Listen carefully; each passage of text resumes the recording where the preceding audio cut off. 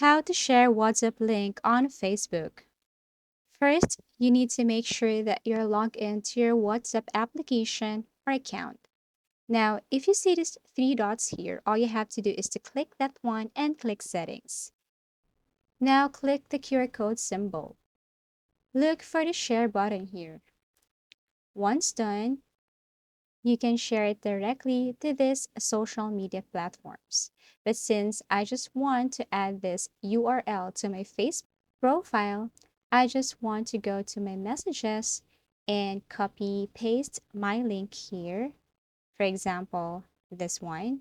Now all I have to do is to drag this URL code here and then go to your Facebook account, go to your profile, and kindly click the edit profile here.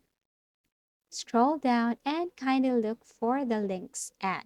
So click add here, then go to social links, add social, look for WhatsApp account, click this one, and paste the URL here.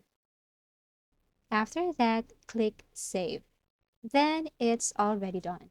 Go back to your profile to see if it's visible. So here it is. As easy as that. Thank you so much for watching and see you in our next video.